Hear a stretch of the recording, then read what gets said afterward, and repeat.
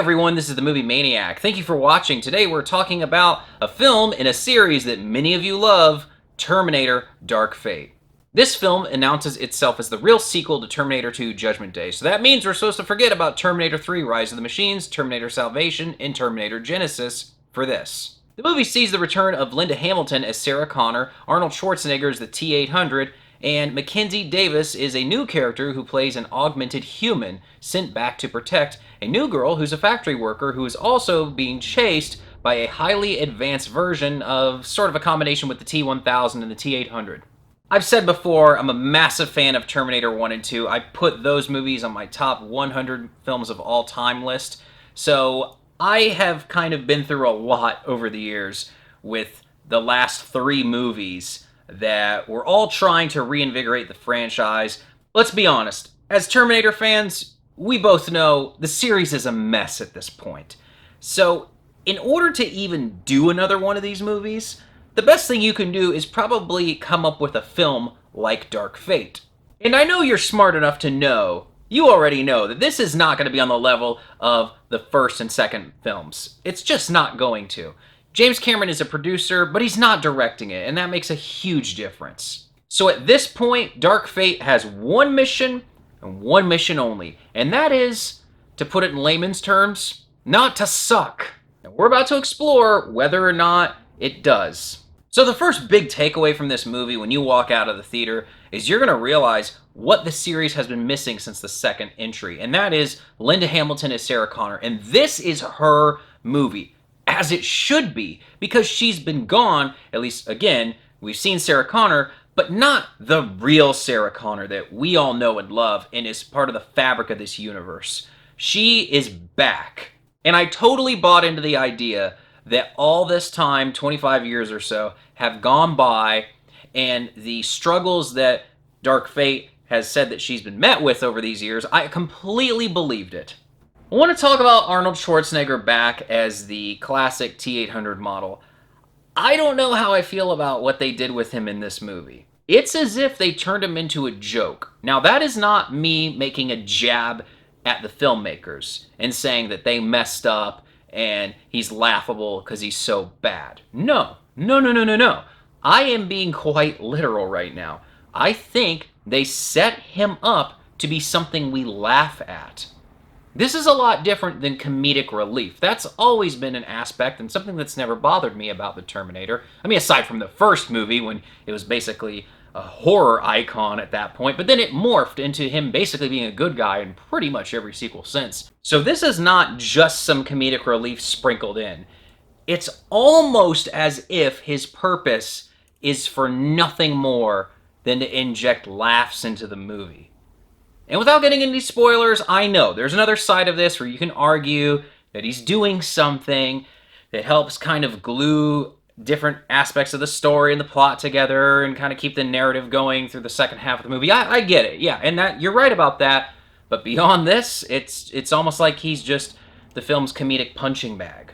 The pacing in this movie goes at a breakneck speed. I thought that it would be pretty fast, but I didn't expect it to just hit the ground running in the way it did. I'm very satisfied in the way this was handled because you are hooked from the beginning. First hour of this picture is attempting to evoke James Cameron. Now, don't get me wrong, that doesn't mean it's on the level of a James Cameron film, but they're trying to pull out his style and feel and just entire approach might be. And it's there in that first hour. The second half of this film feels a lot closer to the Terminator sequels we've been receiving. I just want to reiterate, this is not on the level of the first two movies. I get it, you probably know that already, I'm sure of it. But there are people out there who were expecting this to be as great as those movies were, and they're walking out hating this picture, which would make total sense. If you went in expecting that level of quality, you're going to be disappointed. The theme that's been running throughout this series of there's no fate but what we make for ourselves, it really is confusing in Dark Fate. And if you've seen this movie, you'll probably already know what I'm getting at, because there are times when it acknowledges, oh yeah, we can wake up to the idea that we can create our own future, we can create our fate, it's not determined. But then there are many parts of this film which completely go against that whole idea. And it seems like they lose whatever they're trying to say. It's as if they inserted this idea and then it got completely convoluted along the way. And I think that's exactly what happened. What's happening here is an attempt at basically what Halloween 2018 did, which was a sequel to Halloween 1978. Much like the Terminator series, that had gone on to 6, 7 sequels. Then H2O came along and said, wait, hold on. We're the real sequel after Halloween 2. Then Rob Zombie's remake came along and said, forget all that. We're doing it from scratch. Halloween 2018 came along and said, you know what? Forget everything. This is going to be the true sequel to the first film. With Terminator 6, Terminator Dark Fate, this is the sequel to Terminator 2. This is not a bad approach. And while it is obviously confusing to people who haven't been following this as closely, for the fans, it makes sense. I'm under the impression that no matter where I come down on this picture, I'm going to be getting a lot of downvotes because people are really passionate about this. This is a polarizing release. People really enjoy what they did here, and people absolutely hate it. My view, my analysis, where I'm coming from on this, it did its job. Look, I don't have very high expectations for this series anymore. I think we've all been burned a little bit as old school fans. So by now, I might not be as angry at a Terminator movie not working out the way it's supposed to than maybe some others are who, really were excited that this was going to be on the level of a Cameron movie, although I think most of you know that it wasn't going to be. The first half of Dark Fate is fantastic.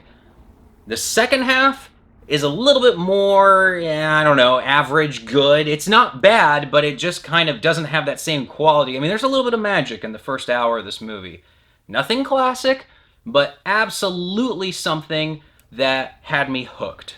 Second half of the movie, I'm kind of drifting a little bit. It's standard fare at that point. Guys, I'm going to give Terminator Dark Fate somewhere between a 7 and a 7.5. And I say that because I plan on seeing this again, and I'll let you know exactly where I come down on this. I'll leave a comment below whenever that second viewing takes place, but it's somewhere in that range. This is a 7 range film. I'm okay with that. At this point, I'll take it. I'll gladly take it. This is a movie that'll be easy to revisit, and I'd be happy to own it on Blu-ray, so these are all good signs. And again, this is Sarah Connor's movie, and yeah, there are many little tiny details where characters do things that I don't like, or they demonstrate something about themselves to someone who doesn't know who they are, and it's kind of done in a corny way. Or somebody throws out a line of dialogue that seems totally unnecessary, like they're trying to make a point about a larger issue, and yeah, I thought that a lot of that was not good. Those are all little things, though. I don't want to throw out an entire motion picture just for some complaints here and there. Now, those complaints hold it back from being better, and this isn't a great movie, but as far as what I've been looking to get as a Terminator fan who's been on a roller coaster ride with these last few sequels, and you just don't know what they're doing with the series anymore, this was serviceable. This was satisfactory. I enjoyed this movie. I mean, if there's one thing that I really, even if you hate this movie, that I hope you like, is the treatment of Sarah Connor and how much that they really just gave this to her. Because it's the only thing that makes sense. And I think that's something Cameron realized. He's like, look, Sarah Connor is the driving force and character in this series. You have to bring her back. She has to be a main character, and she has to be in the movie a great deal of the time. And she is. She's not a cameo. She's not just showing up here or there. She's there for the whole ride.